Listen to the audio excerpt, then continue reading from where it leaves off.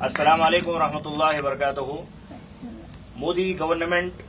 BJP की 2014 में इख्तिदार में आने के बाद ये मोदी गवर्नमेंट का एक स्मार्ट एक्ट मैं कहूंगा, एक होशियारी कहूंगा कि मोदी हुकूमत रेल बजट के वक्त किसी किस्म के फेयर हाइक नहीं कर रही है, बल्कि बजट के बाद गैर महसूस तरीके से फेयर बढ़ाए जा रहे हैं, चाहे वो फ्राइट चार्जेस हो या पैसेंजर चार्जेस हो। जिस तरह गैस की कीमतें बहुत कम हुआ करती थी, पेट्रोल की कीमतें कम हुआ करती थी, लिहाजा एक वक्तिया तौर पर उसे बढ़ाने के बजाय आहिस्ता आहिस्ता 1 रुपया 2 रुपये 1 रुपया 2 रुपये बढ़ाते बढ़ाते आज गैस की कीमतें भी तकरीबन 800 रुपये तक पहुंच चुकी हैं और उसके साथ साथ पेट्रोल की कीमतें भी बहुत ज्यादा हो चुकी हैं। लिहाजा मैं बात कर रहा हूं, अभी रेलवे बजट आने वाला है, लिहाजा उसी जिमन में 2014 से मैं आपको रिकॉर्ड बताऊंगा कि 2014 में हुकूमत में आने के बाद रेलवे बजट के बाद जून के महीने में तकरीबन जून की 25 तारीख को उस वक्त के railway minister DV Sadananda Gowda ने तकरीबन 14.2% पैसेंजर के फेयर्स में इजाफा किया था, 14.2% और फ्राइट चार्जेस में 6.5% का इजाफा किया गया था। उस वक्त कांग्रेस के लीडर तिवारी साहब ने और जयललिता जिसका देहांत हो चुका है और उसके साथ ओडिशा के नवीन पटनायक वगैरह ने स्ट्रांगली प्रोटेस्ट किया था। तो उस वक्त उन्होंने ये बात बताई थी कि ये सिर्फ और सिर्फ इम्प्लीमेंटिंग ऑर्डर है और ये बजट यूपीए गवर्नमेंट में बनाया गया था, लिहाजा इस पर इतना हंगामा ना किया जाए। लिहाजा बीजेपी गवर्नमेंट ने इख्तिदार में आने के बाद तकरीबन 14% का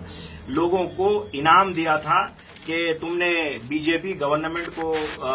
चुन के लाया है, लिहाजा ये तुम्हारा इनाम है कि तुम अपने रेगुलर फेयर्स में 14% का इजाफा दो। उस वक्त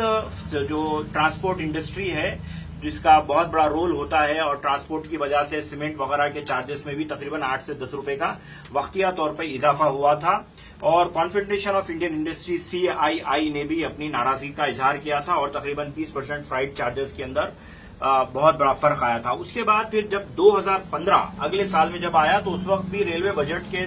वक्त उन्होंने सिर्फ और सिर्फ ख्वाब दिखाया कि हम लोग बुलेट ट्रेन ले आएंगे, हम ऐसा फैसिलिटी कर देंगे, हम लोग स्पीड में लेके आएंगे, लेकिन ना आज तक बुलेट ट्रेन आई है ना तो कोई चीज आई है। लेकिन 2015 के अंदर स्वच्छ भारत के नाम पर फिर एक बार 0.5% का इजाफा कर दिया गया। टैक्स के अंदर जो रेगुलर जो टैक्स का सिस्टम हुआ करता था 12.5% वो बढ़ा के 14%, फिर 14% के अंदर भी जो है 0.5% स्वच्छ भारत भी इजाफा कर दिया गया और उसके साथ साथ जो फर्स्ट क्लास के जो टिकट्स हुआ करते थे AC 1 टायर और 2 टायर के अंदर 4.35% का सीधा इजाफा कर दिया गया। लिहाजा वहां पर तकरीबन 14%, फिर उसके बाद 4%, तकरीबन 2 साल के अंदर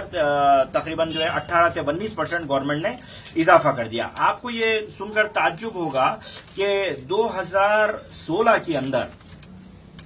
2017 अभी आया है,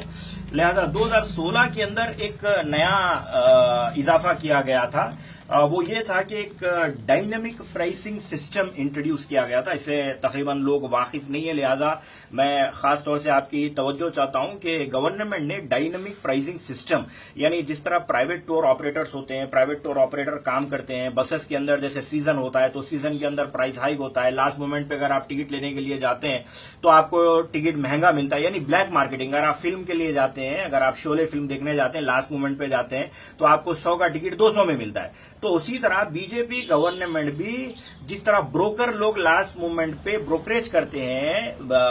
ब्रोकर का काम करते हैं, उसी तरह गवर्नमेंट भी ब्रोकरेज कर रही है। गवर्नमेंट भी डायनामिक प्राइसिंग सिस्टम के नाम से प्राइवेट और ब्रोकर के तरह काम कर रही है। लिहाजा गवर्नमेंट ने डायनामिक प्राइसिंग सिस्टम में शताब्दी, राजधानी और दुरंतो ये तीन ट्रेनों के अंदर जो है तकरीबन इजाफा किया था। आपको ये सुनकर ताज्जुब होगा कि इंडिया के अंदर 42 राजधानी, 46 शताब्दी और 54 दुरंतो एक्सप्रेसेस चलती हैं और इसके अंदर जो है तकरीबन रोजाना जो है तकरीबन 2 से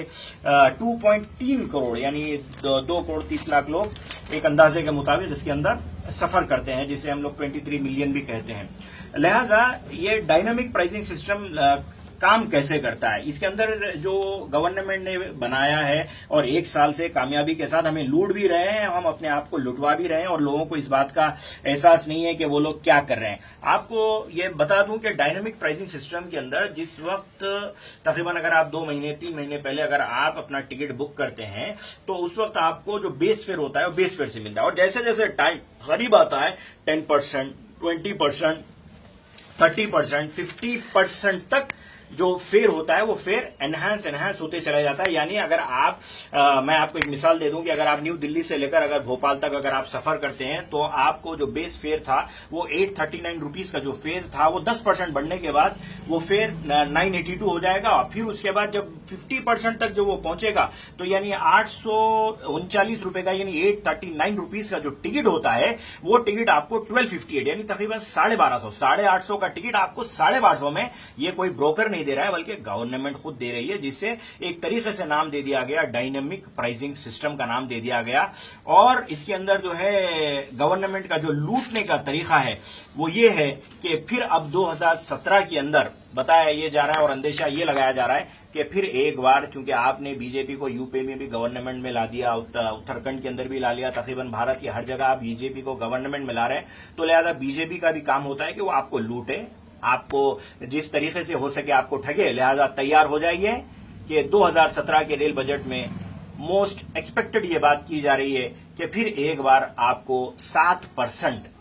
आपको इजाफा किया जाएगा। ये बीजेपी गवर्नमेंट का ये एक बहुत बड़ा काम होगा कि 2014 से लेकर 2017 तक 25% कलेक्टिवली बीजेपी गवर्नमेंट ने प्राइसेस हाइक किए हैं। और एक बात आपको ये भी बता दूं कि जो 2 रुपए 3 रुपए का जो आपको प्लेटफॉर्म टिकट मिला करता था वो आज गवर्नमेंट आपको तोहफे में नहीं बल्कि आपको 10 रुपए में लूट रही है। गवर्नमेंट आपको 10 रुपए का प्लेटफॉर्म टिकट दे रही है। और ये भी सुनकर आपको ताज्जुब होगा कि जब फेस्टिव सीजन होता है, मैं हैदराबाद से ताल्लुक रखता हूं लिहाजा आपको हैदराबाद की बात बता रहा हूं कि काचीगुड़ा के अंदर 10 तारीख से लेकर 17 तारीख तक संक्रांति जो हमारे ब्रदराने वतन का जो एक फेस्टिवल होता है, इस फेस्टिवल के अंदर जब वो अपने गांव जाते हैं, जब अपने शहर जाते हैं, तो गवर्नमेंट ने यही प्लेटफॉर्म टिकट को 10 रुपए से बढ़ाकर 20 रुपए में बेचा है। अब आप इसे ब्लैक मार्केटिंग कहेंगे या ब्रोकरिज्म कहेंगे या गवर्नमेंट की लूट कहेंगे, ये आप तय करें। अगर आपको ये बात पसंद आई है, अगर आप चाहते हैं कि बीजेपी और मोदी गवर्नमेंट को एक्सपोज करें, लोगों को बताएं कि वो किस किस तरह से लोगों को गैर महसूस तरीके से लूट रहे हैं, तो इस वीडियो को ज्यादा से ज्यादा शेयर करें। शुक्रिया।